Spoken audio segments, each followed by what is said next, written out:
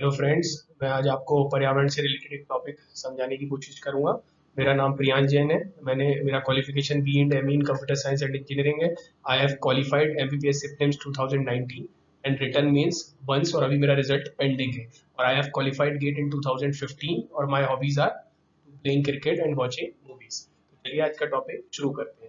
तो आपने जैसा कि देखा होगा, मैंने एमपीपीएस से प्रीलिम्स 2019 क्लियर किया और मेंस लिखा है, जिसका रिजल्ट अभी पेंडिंग है। इसलिए मैं आपको एमपीपीएससी से रिलेटेड जो पेपर 3 की यूनिट 9 है पर्यावरण, उससे संबंधित कुछ टॉपिक पे चर्चा करना चाहूँगा। तो जैसे देखिए, सबसे पहले चीज़ ये है कि आपके पास सिलेबस होना चाहिए। सिलेबस के बिना पेपर निकालना काफ़ी मुश्किल है, क्योंकि जैसे कि मैं भी एक विद्यार्थी हूँ, तो मैं जानता हूँ कि बिना सिलेबस और प्रीवियस ईयर क्वेश्चन को देखे हुए पेपर निकालना बहुत ही कठिन है। इसलिए आपको यदि श्योर शॉर्ट सिलेक्शन एक बार में चाहिए, तो आपको सिलेबस और प्रीवियस ईयर के पेपर से गो थ्रू होना चाहिए अच्छे से। तो ये देखिए, मैं आपको सिलेबस दिखाना चाहूँगा। तो पेपर, जैसे कि आप जानते हैं, 6 पेपर होते हैं पीएससी में, मेंस में। और उसमें जो पेपर 3 है, उसमें 10 यूनिट, और 10 यूनिट में जो आपकी यूनिट 9 है, वो रिलेटेड है पर्यावरण से। तो यहाँ आप देख सकते हैं कि ये पूरा सिलेबस दिया हुआ है। ये मैंने यूनिट 9 का ऑफिशियल वेबसाइट से आपको सिलेबस दिखा रहा हूँ। इसमें पहला टॉपिक है पर्यावरण की परिभाषा, क्षेत्र और आयाम, जैसे भौतिक, आर्थिक, सांस्कृतिक, शैक्षिक, मनोवैज्ञानिक आदि।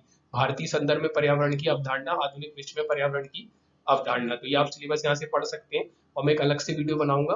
पूरे सिलेबस को मैं आपको अच्छे से समझाऊंगा, क्योंकि अपन को कई बार क्या होता है, सिलेबस के टॉपिक ही नहीं समझ आते। जैसे आप यहाँ देख सकते हैं, भारतीय संदर्भ में पर्यावरण की अवधारणा, तो इसका क्या मतलब है।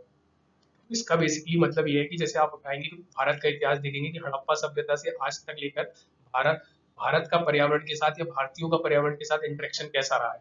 तो आपको ये जान के खुशी होगी कि हमेशा से पॉजिटिव इंटरेक्शन रहा है, और अपन पर्यावरण को काफी अच्छे वे में ट्रीट करते हुए उसको बहुत आगे बढ़ाने की कोशिश करते हैं। जबकि आप यहाँ देखेंगे आधुनिक विश्व में पर्यावरण की अवधारणा, तो ये आपको दिखेगा कि औद्योगिक क्रांति के बाद से 1750 या 1800 के आसपास से जो है पर्यावरण का संबंध जो है विश्व के साथ नकारात्मक रूप में रहा है। और कहीं ना कहीं जो आज आप पर्यावरण की स्थिति देख रहे हैं, ये औद्योगिक क्रांति की ही देन है।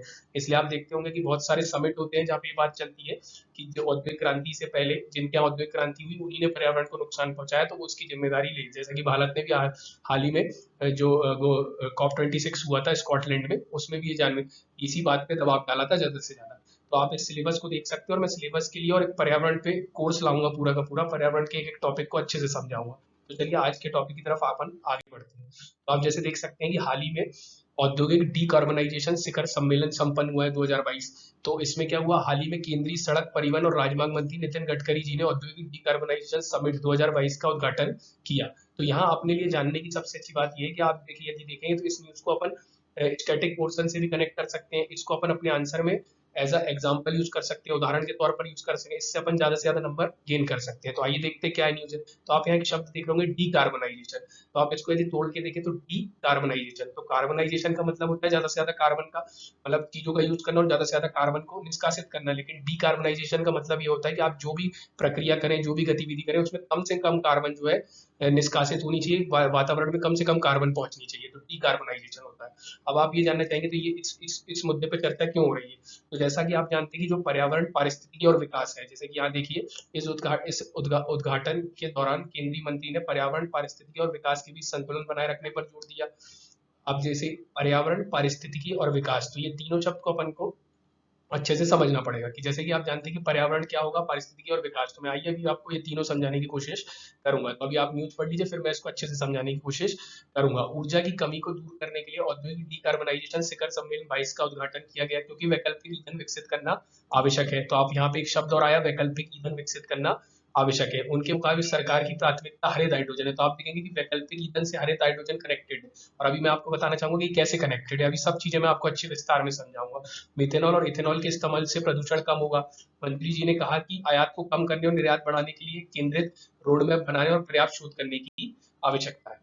देखिए, अब आपको मैं बताता हूँ। पहले सबसे पहले डीकार्बोनाइजेशन क्या होता है। डीकार्बोनाइजेशन, तो डीकार्बोनाइजेशन का मतलब यह है, मैंने जैसे आपको बताया कि डीकार्बोनाइजेशन का सिंपल सा अर्थ यह है कि कार्बन में कमी, कार्बन में कमी। जैसे कि आप देख रहे हैं कि पहले पृथ्वी ऐसी कैसी हुआ करती थी, हरी भरी, लेकिन अपन लोगों ने ईंधन वगैरह को जला जला के, CO2 को निष्कासित करके, NO2 को निकाल के, फैक्ट्री लगा के, पेड़ काट के उसको इस तरीके की स्थिति में पहुंचाने के लिए लगभग आगे बढ़ा दिया है। और इस तरह वो निरंतर बढ़ रही है। इसलिए इस समय सबसे ज्यादा इंपॉर्टेंट टॉपिक हो जाता है पर्यावरण, और इससे क्वेश्चन आने की प्रोबेबिलिटी भी बहुत ज्यादा बढ़ जाती है। तो अब जैसे डीकार्बोनाइजेशन, इसका अर्थ एक आर्थिक प्रणाली में रूपांतरण है। तो एक और मुद्दा है आर्थिक प्रणाली में रूपांतरण है। तो आपको सबसे पहले आइए कि मैं समझाता हूँ कि पर्यावरण क्या होता है।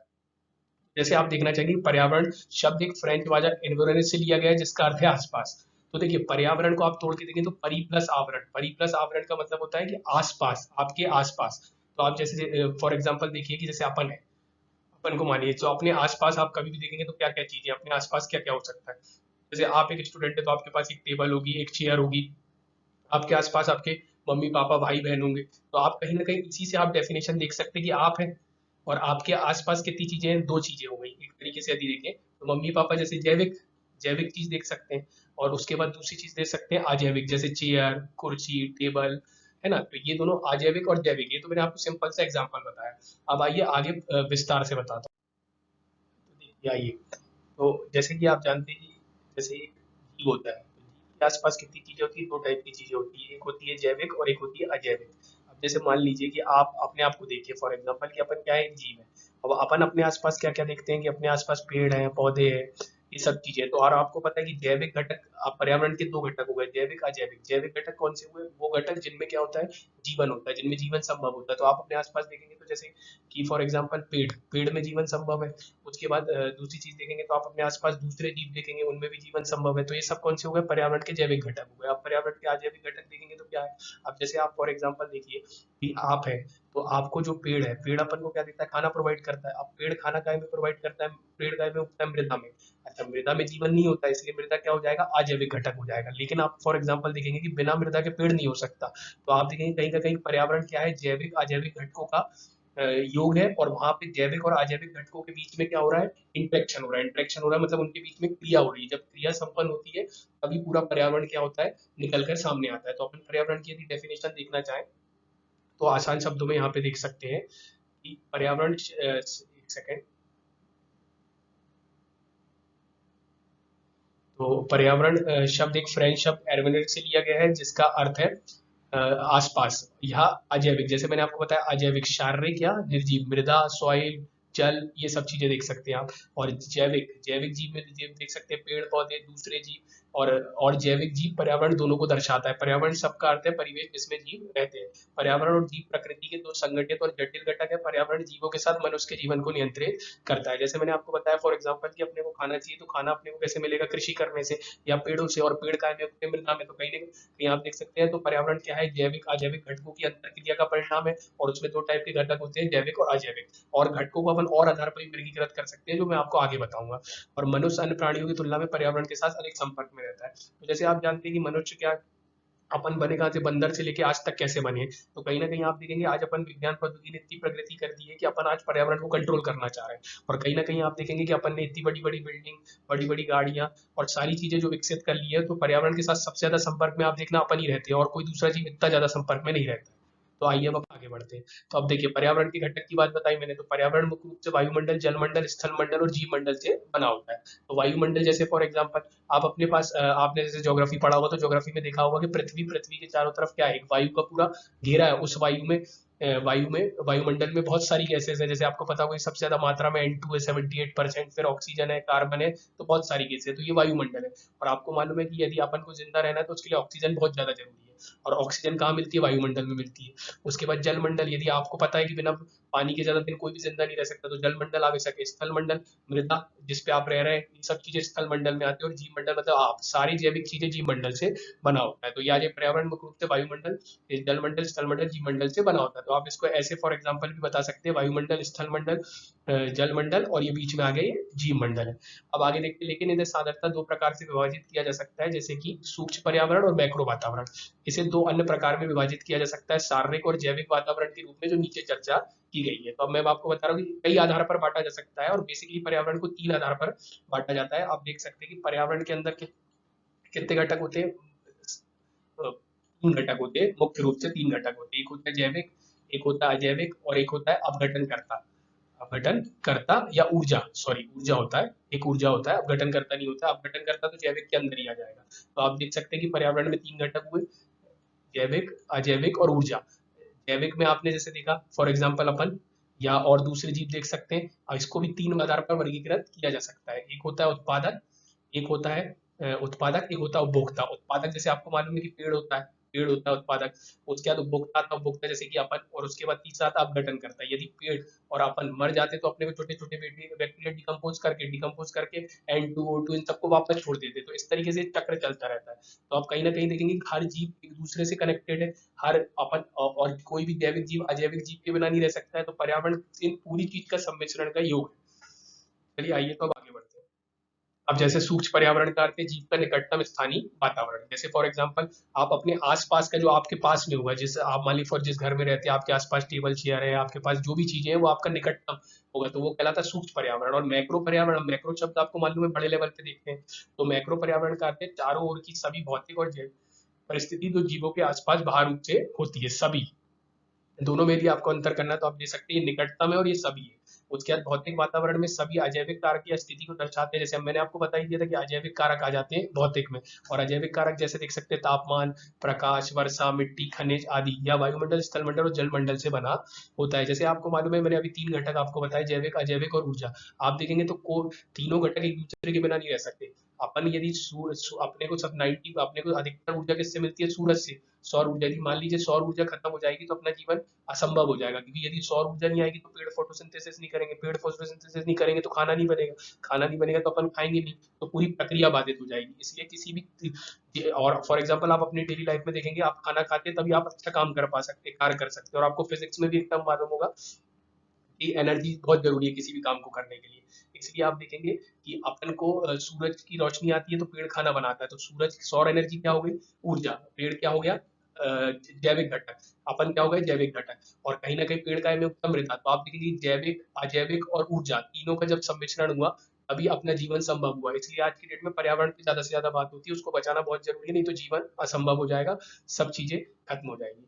तो अब यहाँ भौतिक पर्यावरण के बाद देखते हैं जैविक पर्यावरण में। मैंने आपको बता दिया जैसे कि सारे जैविक जीव आते हैं, जैविक कारक है, जीवित रूप से बना होता है। अब आइए पर्यावरण का महत्व। अब इतनी सब बातें अपन ने करी, अब पर्यावरण का महत्व तो आप ही लिख सकते हैं कि जैसे मैंने आपको बताया कि अपने को जितनी भी चीजें मिल रही हैं, जितनी भी चीजें आज मिल रही है वो कहीं ना कहीं पर्यावरण से मिल रही है। जैसे कोई भी औषधि बनती है तो वो कोई हिमालय में जड़ी बूटियों से बनती है, किसी भी पेड़ से इससे मिलती है। जैसे आपको मालूम है मलेरिया की दवाई भी जो है वो पेड़ से मिलती है, एक पेड़ से जो इंडोनेशिया के पास पाया जाता है। तो नई दवाओं के विकास के लिए पर्यावरण जरूरी है। औद्योगिक उत्पादन और पर्यावरण हमारे लिए कच्चे पदार्थ का एक भंडार है। आप जैसे जानते हैं कि खाद्य प्रसंस्करण उद्योग है, उनके लिए क्या कृषि कच्चा माल देता है। उद्योग को कौन देता है? कृषि कच्चा माल देता है। तो कच्चे पदार्थ का एक भंडार है जिनसे भविष्य में हजारों नए उत्पाद विकसित किए जा सकते हैं। सौंदर्य मनोरंजन का साधन है। आप जैसे आप जानते हैं कि आप देखेंगे तो इधर ऑस्ट्रेलिया के पास नीचे साइड को इधर पे ग्रेट बैरियर रीफ है। ग्रेट बैरियर रीफ सब देखने के लिए जाते हैं, उनकी अर्थव्यवस्था टूरिस्ट पे डिपेंडेंट है। तो कहीं ना कहीं उनको पर्यावरण ने सौंदर्य और मनोरंजन का साधन दिया, तब उनकी अर्थव्यवस्था आगे बढ़ी। तो ऐसे हजारों अनगिनत अनगिनत फायदे हैं पर्यावरण के। और पर्यावरण कोई छोटा टॉपिक नहीं, बहुत बड़ा टॉपिक है। पर्यावरण में बहुत सारी चीजें आती है। आप जैसे आर्द्र भूमि की बात करते हैं वो भी यहीं आती है, जैव विविधता भी यहीं आती है, क्लाइमेट चेंज, ये सब सारे टॉपिक पर्यावरण के अंदर कवर होते हैं। और हर टॉपिक को एक दूसरे से इंटरकनेक्ट करके लिखेंगे तभी ज्यादा आयाम खुलेंगे, तभी ज्यादा मार्क्स गेन करेंगे। तो अब आइए जैसे कि अब मैंने मैं आपको बताया, अब आपको मैं टॉपिक से कनेक्ट करता हूँ। तो आपने जैसे समझा कि पर्यावरण, अब पर्यावरण में आपने सारे घटक समझ लिए। अब आप एक मुद्दा चल रहा है, अपन ने पढ़ा डीकार्बोनाइजेशन। अब डीकार्बोनाइजेशन क्यों चर्चा में कि अपन ने क्या किया है अभी हाल ही में माननीय प्रधानमंत्री जी ने बोला है कि ग्लासगो के COP26 में कि 2070 तक भारत को क्या होना है? न्यूट्रल होना है, कार्बन न्यूट्रल होना है। कार्बन न्यूट्रल का मतलब ये होता है कि जितना भारत कार्बन निकालेगा उतना ही कार्बन वो सोख भी लेगा। और कार्बन सोखने की कई प्रक्रिया होती है, मैं आपको विस्तार से दूसरे उसमें बताऊंगा। जैसे कार्बन सिक्वेस्ट्रेशन का मेथड होता है, ऐसे बहुत सारे मेथड होते हैं। तो आप देखिए अब यहाँ पे अपन को क्या करना है, अपन को क्या करना है? कार्बन न्यूट्रल होना है। कार्बन न्यूट्रल होना है। अब आपको जैसे पता है कि जैसे एक गाड़ी है फॉर एग्जाम्पल, तो गाड़ी चलती है तो गाड़ी में ईंधन होता है, ईंधन जलता है तब उसको ऊर्जा मिलती है, और ईंधन जलता है ऊर्जा मिलती है तो क्या क्या निकलता है? कार्बन मोनोऑक्साइड निकलता है, CO2 निकलता है, N2O निकलता है, ऐसे बहुत सारी गैसेस निकलती है। तो अपन को डीकार्बोनाइजेशन इसलिए करना है ताकि कम से कम कार्बन निकले और अपने 2070 का लक्ष्य पूरा हो सके। दूसरी चीज 70 का लक्ष्य भी पूरा हो सके, पर्यावरण में अपन उसके हास को कम कर सके, है ना। और उसमें अपनी भारत जो है अपने, और भारत शुरू से अपने पर्यावरण के प्रति आदर सत्कार के लिए जाना जाता है। तो ये बेसिकली डीकार्बोनाइजेशन इस तरफ एक कदम है। ऐसे कई कदम है, आप सौर ऊर्जा को बढ़ावा दो, विंड एनर्जी को बढ़ावा दो, ऐसे हजारों कदम है। बायोमास प्लांट को, जैसा कि इंदौर में बहुत बड़ा बायोमास प्लांट लगा है, तो इसलिए ये चर्चा में चल रहा है कि अपन को डीकार्बोनाइजेशन करना है। डीकार्बोनाइजेशन का मतलब है कार्बन कम से कम निकालना है और हो सके तो नहीं निकालना है। जैसे कि बहुत सारे देशों ने अलग अलग लक्ष्य निर्धारित, कोई 2050 में कार्बन न्यूट्रल होना है, इसी तरीके से भारत का 70 में होना है। तो इसलिए अभी ये सम्मेलन हुआ है दिल्ली में, जहाँ पे बहुत बड़े बड़े शोधकर्ता और बड़े बड़े उद्योगपति सब बैठे थे और उन्हें इस बात पे चर्चा की कैसे डिकार्बनाइजेशन का लक्ष्य प्राप्त किया जा सके, नीति बना के इसके माध्यम से उसके माध्यम से।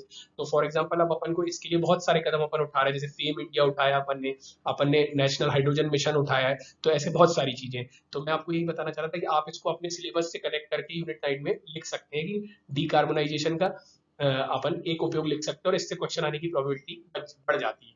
तो आइए अब मैं आपको प्रीवियस ईयर का क्वेश्चन दिखाता हूँ। अब जैसे आप देख सकते हैं कि क्या क्वेश्चन आते हैं। तो सिलेबस और प्रीवियस ईयर के क्वेश्चन बहुत जरूरी है किसी को भी परीक्षा पास करने के लिए एक बार में। तो आइए मैं देखिए आपको बताता हूँ। तो जैसे मैंने आपको बताया कि पर्यावरण से आपको पता चला कि ये जो मैंने बोला कि पर्यावरण में अपन गाड़ी चलाते हैं, गाड़ी से बहुत सारी गैसेस निकलती, CO2, N2O, CO सब। अब आप यहाँ क्वेश्चन देखें 2018 में सीधा सीधा क्वेश्चन पूछा है कि 3 हरित गृह गैसों के नाम लिखे। तो जैसे आप अपन ने 3 हरित गृह से मैंने बता दिया, ऐसे बहुत सारी हैं, आप लिख सकते हैं, कोई भी लिख सकते हैं। तो जैसे मैंने अभी बताया कि NO2 लिख सकते हैं, SO2 लिख सकते हैं, कार्बन मोनोऑक्साइड लिख सकते हैं। तो ऐसे हजारों गैसों के नाम आप लिख सकते हैं। और ये क्वेश्चन जो है आ चुका है 2018 में। अब आप सिलेबस में जाएंगे तो सीधा सीधा दिख जाएगा। ऐसे ही सिलेबस के टॉपिक से सीधे सीधे क्वेश्चन आ जाते हैं। उसके बाद फिर पर्यावरण के जैविक घटक को समझाइए। पॉसिबल क्वेश्चन है जो मैंने आपको बोला कि जैविक घटक। अब जैसे मैंने आपको बताया पर्यावरण के 3 घटक है, जैविक, अजैविक और जैविक, अजैविक और ऊर्जा। और जैविक के अंदर मैंने आपको बता दिया पेड़ पौधे हो गए, मानव हो गए, छोटे छोटे बैक्टीरिया फंगी हो गए। तो आप अपघटनकर्ता, उत्पादक और उपभोक्ता 3 के नाम लिख के ये क्वेश्चन भी आप लिख सकते हैं। तो ये पूरा टॉपिक था और मैंने आपको दिखाई कैसे आप करंट से स्टैटिक को या स्टैटिक से करंट को कनेक्ट करके लिख सकते हैं। तो आपको अब मैं इस पे पूरा पर्यावरण पे एक अलग से कोर्स बना के लेके आऊंगा। चलिए, थैंक यू।